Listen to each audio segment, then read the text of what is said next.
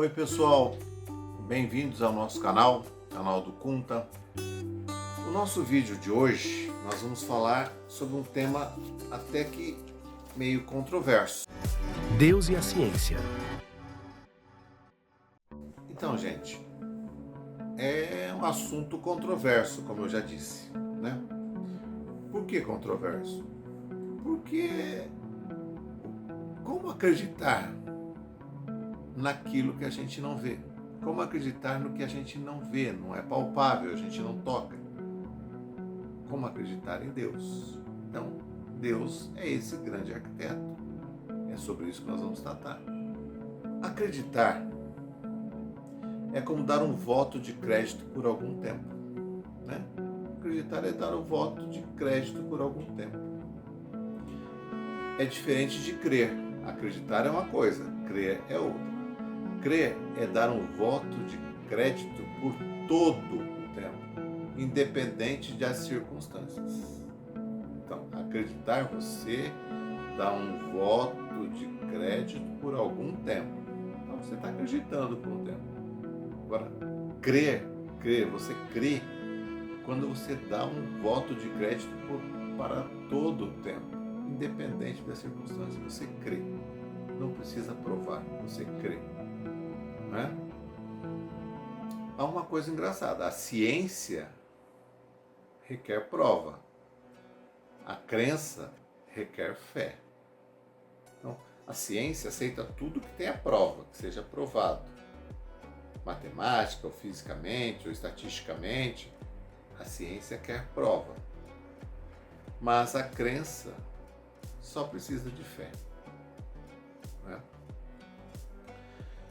Olha, Francis Bacon, cientista e filósofo, ele é filósofo, né? Que normalmente não crê em muitas coisas. Ele disse o seguinte, Francis Bacon disse o seguinte: um pouco de filosofia inclina a mente humana para o ateísmo, mas o aprofundamento na filosofia reaproxima a mente humana da religião. Então, olha você, Francis Bacon diz que quem vê um pouco da filosofia, né, leva a pessoa para o ateísmo, ou seja, não acreditar em nada. Quem conhece um pouco de filosofia. Mas quando você se aprofunda na filosofia, não é? A mente humana te leva para a religião. Não é? Isso quem disse foi Francis Bacon, um filósofo. Bom, existe uma diferença, gente, entre falar ateu, a gente fala, eu sou ateu, entre ateu e agnóstico. A maioria das pessoas são agnósticas, mas acreditam que são ateus. É uma diferença básica, né? Ateu é aquele que não acredita em Deus, nega a existência de Deus, mas também não acredita no diabo, nega a existência do diabo. Também não acredita em seres sobrenaturais, não acredita em divindades, né? É a negação de divindades. O ateísmo é a negação de divindades. Não acredita em nada, nada. Em Deus, em diabo, em coisas sobrenaturais, nem em nada. O ateu acredita. Nada. Alguém se declarava ateu, um filósofo que se declarava ateu era Nietzsche. O filósofo Nietzsche, ele se dizia ateu. Mas veja uma frase que Nietzsche deixou escrita: a vida acaba onde o reino de Deus começa. Que interessante, não? Ele não era ateu, não acredita em Deus. Como é que ele escreve uma frase dessa? A vida acaba onde o reino de Deus começa. Ele se dizia ateu. Agora vamos ver o que é agnóstico, porque eu acho que ele era mais agnóstico do que ateu. Bom, agnóstico é quem diz que é impossível afirmar com certeza se Deus existe ou não. Ou seja, ele fala que é impossível se provar a existência de Deus. Né? Ele até admite a possibilidade da existência de um ser supremo, um ser criador. Mas ele diz que é impossível provar. E se é impossível provar, ele fica na neutralidade. Tá? Ele adquire, portanto, uma posição de neutralidade. O agnóstico é assim. Né? Então é diferente. O ateu não acredita em nada mesmo, que não existe, que não existe, que não existe. Em Deus, nem naturais, nada. O agnóstico, ele até admite que pode existir, só que ele não consegue provar. Como ele não consegue provar, ele prefere ficar neutro. Não é? Charlie Chaplin se admitia agnóstico. Né? Era alguém que se admitia agnóstico. O escritor e crítico literário Théophile Gautier, ele diz uma frase interessante. Ele disse: o acaso é talvez o pseudônimo que Deus usa quando não quer assinar suas obras. Olha que interessante. O acaso é o pseudônimo que Deus usa quando não quer assinar suas obras. Ou seja, ele acabou de dizer que o acaso não existe, que o acaso é Deus. Se é Deus, então ele está admitindo a existência de Deus, né? Então, isso Gautier, um escritor e crítico literário, que também se dizia ateu. Bom, vamos superar essa fase, vamos para outro ponto. Tem uma diferença também entre ser crente e ser cristão. É diferente, né? O pessoal acha que é a mesma coisa, não é a mesma coisa, né? Crente é aquele que crê, que acredita, né? É religioso, ele tem fé religiosa. Ele acredita na existência plena de um ser superior, de um Criador universal, que a todos comanda, independente da religião. Ele acredita que existe uma entidade superior, um ser superior, um Deus ou outro nome que seja dado, mas que existe um Criador. Cristão, né? Cristão é aquele que adere à prática e doutrina de Cristo, não é? É a doutrina bíblica, ele é adepto da doutrina bíblica, né? Ele tem Jesus Cristo como seu ícone maior, né? Os cristãos se diversificam em várias correntes. São evangélicos, são católicos, são anglicanos. Então, eles acreditam também num ser supremo, mas esse ser supremo é da divindade de Jesus Cristo, não é? Então, isso é por isso cristãos, né? Então, daí a gente pode tirar uma suposição. Todo cristão é crente, porque ele acredita num ser superior. Mas nem todo crente é cristão, porque o crente pode acreditar em uma entidade qualquer que não seja ligada a Jesus Cristo. Ele pode acreditar num Deus que não é ligado a Jesus Cristo. Ele pode acreditar em qualquer coisa que não seja ligada à doutrina cristã. Ele é crente, mas não é cristão. Entretanto, o cristão é crente, porque ele acredita num Criador, que é Jesus Cristo, né? Que é da divindade. Jesus Cristo é o ícone maior dos cristãos. Bom, vamos ficar com os cristãos agora, né? Existem alguns princípios dos cristãos, né? Quais são eles? São basilares, todo cristão verdadeiro deveria praticá-los. O primeiro, né, o rei de todos os princípios, é o amor, né? Tratar a todos com amor, com respeito, inclusão. O amor fala mais do que qualquer palavra, né? Então, o princípio do cristão, amor. Tem que ter amor ao próximo. Segundo princípio, generosidade. Ele tem que ser um exemplo de compaixão, de ternura, de amor, de afeto. Ele tem que ser generoso. O cristão é generoso. O terceiro, misericórdia, né? Ajudar quem está isolado, quem está indefeso, quem está solitário, quem está sozinho, quem é vulnerável. Então, a misericórdia faz parte dos princípios cristãos.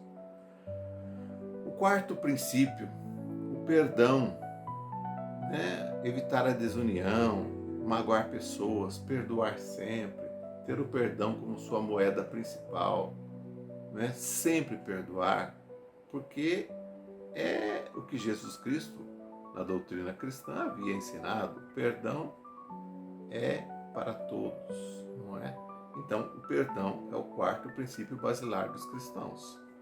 A gratidão, ser grato pela existência, agradecer por estar vivo, por existir, agradecer pelas coisas boas que acontecem na sua vida e também pelas más que lhes ensinam alguma coisa. Então, a gratidão é um princípio cristão. E, por último, não menos importante, né? A fé, né? A crença no bem, a lealdade ao seu Criador, a lealdade ao ser superior. Então, a fé, ele crê, ele tem fé. É um princípio cristão. Um amor, generosidade, misericórdia, perdão, gratidão e fé. São princípios que regem o bom cristão. Sem isso, ele não se considera um bom cristão. Bom, agora voltando para a parte material. Vamos lá para a ciência, que teoricamente não admite muita coisa, não é? A existência de um Criador supremo. Mas vamos ver. A ciência e suas evidências inexplicáveis. Pois bem, os cientistas admitem que o universo teve um começo.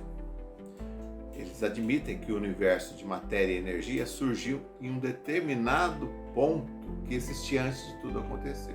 Eles admitem que matéria e energia existia antes de tudo acontecer. Esse tudo acontecer é o que eles constatam da explosão inicial que chamou-se Big Bang. Então, para que o Big Bang acontecesse, necessariamente deveria existir matéria e energia.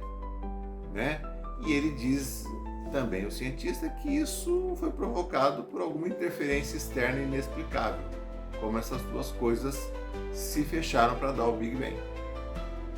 Então, isso foi constatado por dois cientistas famosos, Edwin Hubble, que inventou o telescópio em 1929, e mais tarde foi comprovado por Albert Einstein em 1931. Então eles admitiram, e não foi contestado até hoje, que matéria e energia existiam antes do Big Bang. E isso não é explicado pela ciência. De onde vieram? Como existia isso? Não tem explicação. Einstein faz uma frase muito interessante sobre isso, Albert Einstein. Ele fala: quanto mais me aprofundo na ciência, mais me aproximo de Deus. Olha que engraçado. Quanto mais me aprofundo na ciência, mais me aproximo de Deus. Ou seja, quanto mais ele se aprofunda na ciência, menos explicações ele consegue ter. E aí ele chega à conclusão que tem que ter um Criador. Então ele se aproxima desse Criador chamado Deus. Não é? Albert Einstein disse isso. Segunda coincidência, ou segunda coisa inexplicável que a ciência tem, é que o universo foi ajustado para sustentar a vida. Em 1973, um cosmólogo e astrônomo, Brandon Carter, ele descobriu pelo menos 30 leis independentes da física. 30 leis funcionavam em sintonia. Pelo menos 30 leis em sintonia. E que elas tinham uma característica totalmente em comum. Valores justos, exatos, necessários, que mantinha o universo capaz de gerar vida humana. Essas 30 leis tinham que funcionar exatamente, harmonicamente, precisamente, para que a vida pudesse sobreviver. Sem isso, não haveria vida. E ele não consegue explicar como essa harmonia foi criada, quem projetou essa harmonia, como foi projetada essa harmonia. A ciência não consegue explicar. Então, aí fica mais uma prova incontestável de que o universo foi cuidadosamente projetado. Isso os cientistas admitem, que o universo foi cuidadosamente projetado. Por quem? Por quem? Albert Einstein fala novamente aqui uma nova frase, que ele diz o seguinte: a coisa mais incompreensível a respeito do universo é que ele é compreensível diante da criação. Olha que interessante. A coisa mais incompreensível a respeito do universo é que ele é compreensível diante da criação. Ou seja, as coisas incompreensíveis do universo se tornam compreensíveis quando eles admitem que existiu um Criador. Albert Einstein disse isso. Uma terceira coisa, coincidência inexplicável, né, da ciência é a origem da vida e seu código genético. Os cientistas nunca encontraram qualquer matéria inorgânica que pudesse criar um sistema codificado de informações, ou seja, o DNA. Até as células mais primitivas dos seres humanos têm o mesmo sistema operacional básico, de complexidade extraordinária que não se consegue criar fora do organismo humano. Ou seja, só matéria orgânica. A inorgânica não consegue criar nada, ou seja, nada consegue se criar no DNA fora do organismo humano. E isso eles não sabem de onde veio. Como é que não se consegue criar uma coisa fora do organismo humano, né? Então, é mais uma coisa inexplicável, esse código genético que só é possível dentro do ser humano. A ciência não consegue produzir fora do corpo humano. René Descartes, o físico e matemático René Descartes, ele tem uma frase dizendo o seguinte: se não podemos garantir a nossa existência, mas apesar disso existimos, é porque alguém nos pôde garantir essa existência. Se não podemos garantir a nossa existência, mas apesar disso existimos, é porque alguém pôde garantir essa nossa existência. Ou seja, se nós não conseguimos provar como existimos, mas ainda assim existimos, e nascemos, e vivemos, é que alguém garantiu essa existência. René Descartes é um físico e matemático, admitindo isso. Também uma criação externa. Uma quarta característica inexplicável pela ciência é que a Terra é um planeta único e com condições de sustentar a vida. Eles dizem o seguinte, que existem mais de 200 parâmetros conhecidos para que um planeta sustente vida, tenha vida. Cada um deles deve ser atingido na sua plenitude, senão não tem vida, senão não consegue. Cerca de 200 parâmetros. No caso do planeta Terra, uma coisa intriga todo cientista. Se nós não tivéssemos um planeta imenso como Júpiter no nosso sistema solar, se não tivéssemos Júpiter, um planeta imenso, que atrai todos os asteroides para si, muitos teriam atingido a Terra e não existiria mais vida no nosso planeta. Então, é uma coincidência? É. Por quê? Tem um planeta que atrai todos os asteroides que viriam atingir o planeta Terra. A ciência não explica por que isso acontece. Obra do destino, quem criou dessa forma? De tal forma que o planeta Terra fosse protegido. Não tem explicação. Louis Pasteur fala uma coisa também, cientista, ele fala o seguinte: quanto mais eu estudo a natureza, mais me maravilho com a obra do Criador. Quanto mais eu estudo a natureza, mais me maravilho com a obra do Criador. Louis Pasteur, também cientista. Então, gente, diante de tudo isso, a própria ciência tem coisas inexplicáveis para não admitir uma criação, um Criador, um Ser Supremo, alguém que criou isso. Não estou falando nomes, mas as provas nos conduzem a dizer que alguém criou isso. Alguém criou o universo. Ele não veio do nada. Porque a própria ciência, como vocês viram, os próprios cientistas e cientistas famosos admitem isso nos seus estudos. Não é? Coisas inexplicáveis. Quando não tem explicação, eles levam para o Criador. E esse Criador quem seria? Cada um deu o nome que quiser. Deus, natureza, algo superior, um Criador. Não é preciso ser cristão, pode ser crente, como eu disse. Crente acredita em qualquer divindade. O cristão já acredita como Jesus Cristo, o Criador. Mas é inegável que existiu uma criação. A própria ciência cai de joelhos diante disso, diante dos acontecimentos inexplicáveis. Não é? Antes do Big Bang existia matéria e energia. Quem criou essa matéria e essa energia? Os cientistas não sabem dar resposta para isso. Para finalizar, eu deixo uma frase da cientista Fabiola Gianotti. Fabiola Gianotti. Olha que interessante. Uma cientista, ela diz o seguinte: olha, não vejo nenhuma contradição entre ciência e fé. Pertencem a esferas diferentes. Nós, cientistas, seríamos muito ambiciosos e arrogantes se imaginássemos que podemos explicar a origem do mundo. Ou seja, ela admite que os cientistas não conseguem explicar a origem do mundo. Isso nos conduz a quem? A um Criador. Qual o nome? Você escolha o que você mais quiser, o que mais te adequar, o que mais você se aproximar. Mas devemos ter um Criador. E esse Criador seria o grande arquiteto. O arquiteto que criou o universo.